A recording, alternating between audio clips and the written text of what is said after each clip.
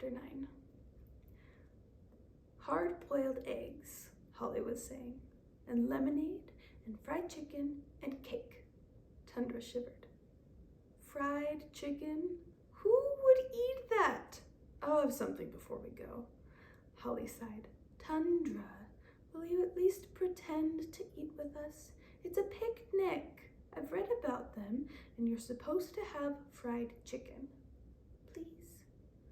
Oh, all right, Tundra grumbled. And besides, you like cake, Holly reminded him. You like cake, Alexia said, but I love cake, especially frosting. Do you remember Holly's 8th birthday? Vividly, said Tundra. Remember how I woke up in the middle of the night and told you that if anyone said the word frosting, I was going to be sick, and then you did say the word frosting, and then I remember, interrupted Tundra. Why did you say it, I wonder? Alexia looked at him questioningly. I have often wondered the same thing, Tundra replied. Holly was in the closet, searching for a basket. You always take food in a basket on a picnic. Oh, here's one, she looked around. And we need a blanket to sit on. They always sit on a blanket. You don't have any blankets, remember? Said Alexia. Maybe Mama does, said Holly, and went off to look for Viviana.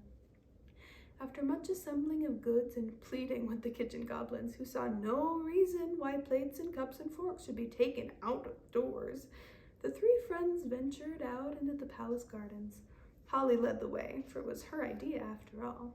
She had read about picnics in her storybooks, how children liked eating outside, even if there were bugs in the food sometimes, and how they played games afterward. And even though she knew that most picnics didn't take place in the snow, she was determined that hers would meet the standards in every other way. It was a brilliant, icy day, and their feet made crisp prints in the new snow as they trudged through a small meadow to Parian Pond. Surrounded by fir trees, the pond was now frozen to a glassy sheen, and there on its banks, Holly spread the bright red blanket she had borrowed from her mother. Carefully, she set out the plates and cups. She had brought one for each of them, despite the fact that she was the only member of the party with hands, and laid the food out on each.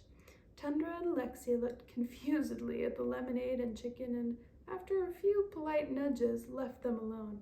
But Alexia gobbled down egg after egg, and Tundra consumed a monumental slice of chocolate cake. Too happy to eat much, Holly grinned at her companions between nibbles. I see what they mean, she said. It is more fun to eat outside, and we don't have to worry about bugs in our food. After a while, Holly lay back, pillowing her head in her arms, and looked at the light blue sky. Alexia began to explore the edges of the pond in hopes of finding a duck to annoy. Holly glanced up at Tundra. He was staring fixedly into the distance beyond the pond. What do you see? She asked. I'm not sure, he said. Something strange. Let's go find out. All right, he agreed, but I go first, just to be safe. Holly smiled. He always said that. All right, your lordship.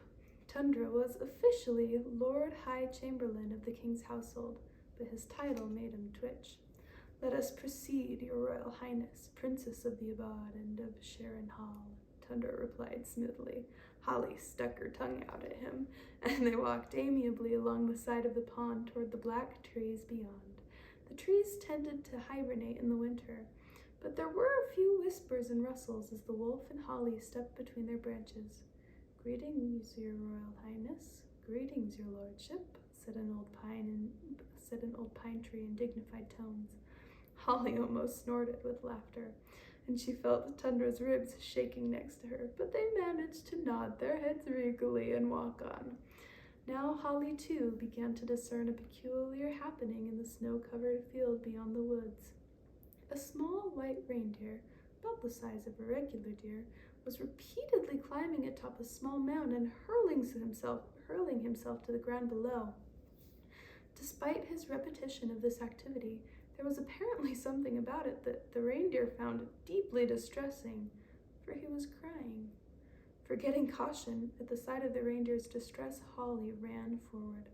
"What's the matter, reindeer?" she called just as the deer leaped from his perch. Her call startled him, and he landed more awkwardly than ever. This evidently was the last straw, for he broke into resounding howls. "I can't do it," he wailed. "I can't." "Can't what, little reindeer?" asked Holly, patting his back softly. "Can't fly," he squalled. Tundra's eyes smiled, but he said gravely, "You don't have to learn to fly on your own. Very few of you are born knowing how to fly. That's why there are lessons. You'll learn how to fly there." "But Donner won't let me take the lessons," sniffed the reindeer. Holly was indignant. "Why? Why won't he?" This set the little reindeer off into a new veil of tears. "Just look at me. Look at my eyes." "We can't see your eyes while you are crying so," Holly said gently. The reindeer tried to conquer his tears. He lifted his head and looked into Holly's face. She saw that he was cockeyed. One brown eye looked straight ahead, while the other veered east. "You see," he said sadly. Holly rubbed the rough fur underneath the reindeer's chin. "What's your name?" "Meteor." "Can you see? With your eye, I mean," asked Holly. "Yes," answered Meteor defensively. "Well, mostly. Maybe not things in the distance. But the others could do that, and I could just pull. I'm very strong," he added. "But Meteor, you have to be able to see into the distance to pull the Christmas Eve sleigh," began Holly, "because there are so many stops to make, you know." Meteor hung his head. "I know," he said miserably.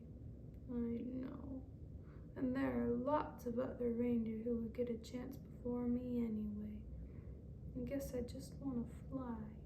I don't have to pull the Christmas Eve sleigh. I just want to fly.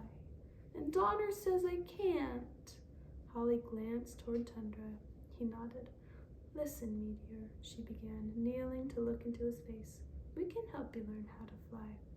Tundra and I can go to the fly classes, and then we'll tell you what we learned.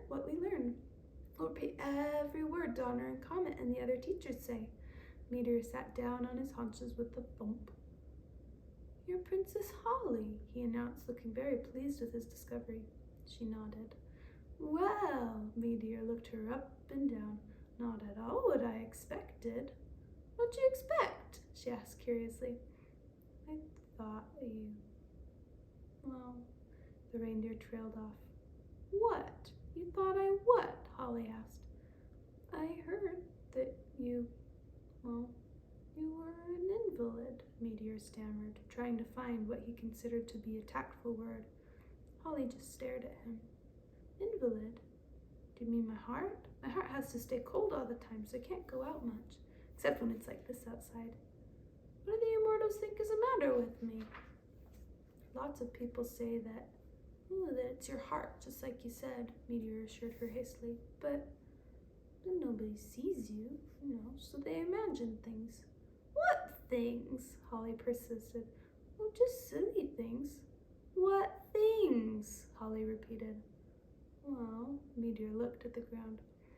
"I heard that you were the tiny size of a fairy or a pixie.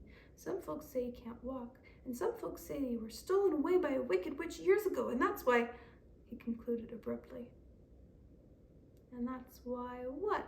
Holly pressed. It never occurred to her that the citizens of Forever thought about her at all, much less that they had fabricated such strange tales about her. "That's why the king doesn't come among us the way he used to, because he's busy trying to win you back with dark enchantments," mumbled Meteor. "That," snapped Tundra, "is the most ridiculous thing I have ever heard." "I know, but you asked." Holly was quiet. She looked up to the smooth white sky. It would begin to snow again soon. Finally, she dropped her green eyes to Meteor. They were filled with tears. "Will you tell them?" she begged. "Tell the people that you saw me, and that I'm not tiny or stolen or any of those things. It's only my heart, because it has to be cold. That's why they don't see me. And my father isn't learning dark enchantments. He's just taking care of me." Tundra butted his nose against her head in sympathy. Holly blinked her eyes very hard. Now, she said in a stronger voice, let's talk about these flying lessons.